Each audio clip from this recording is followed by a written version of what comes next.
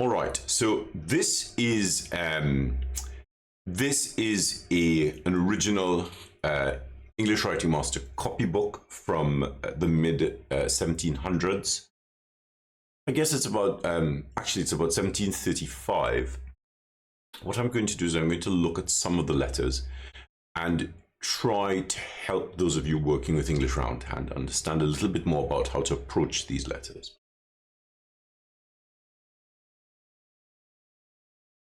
Right, so this is a sample page, and you can see some really wonderful flourishing.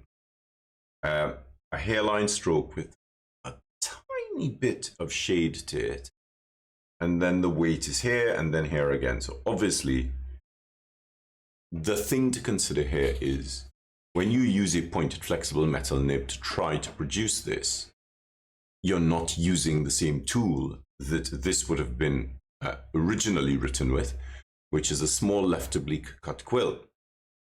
Now, a small left oblique cut quill would allow you to come down this way, and as you come around, it would allow you to apply pressure on the side of the quill, lean onto the corner, which is higher, and then come back around.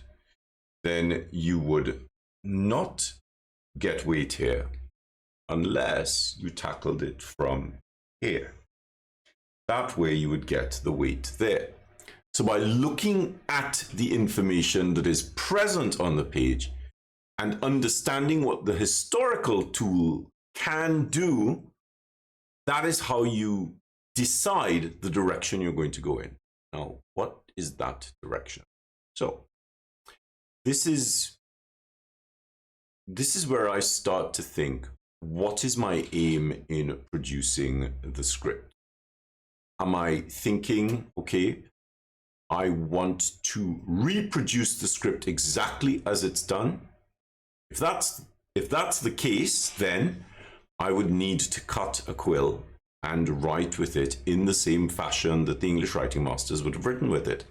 Not using a pointed flexible metal nib in a straight pen staff, nor in an oblique pen staff. Now, if those are the tools you're intending to use, then you are going to be limited by what those tools can do and can approximate.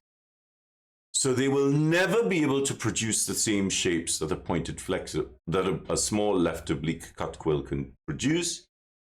And you then have to think, how much are you willing to adjust for the tool that you're going to use?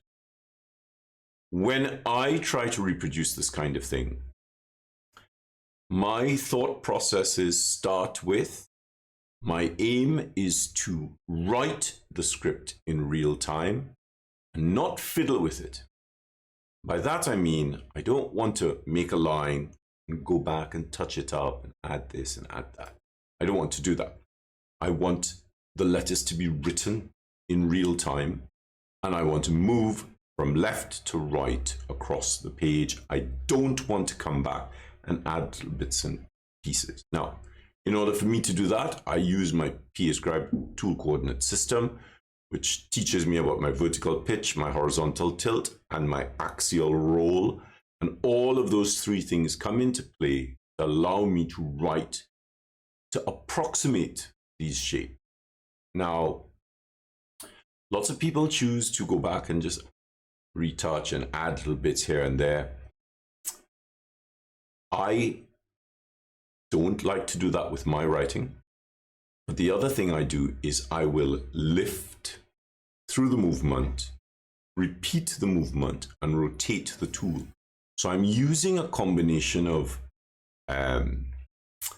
continuous movement and variable velocity, and moving the tool into different positions to try to approximate this shape. There is one other thing to consider, and that is, when you look at this,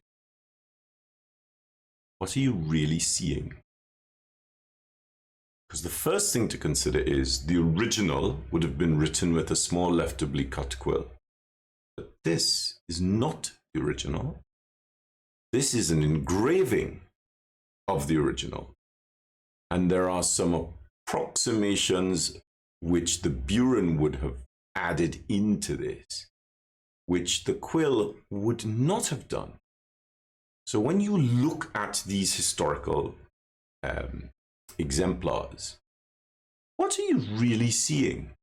Now, for me, apart from understanding what the quill can do, I'm also looking at an original.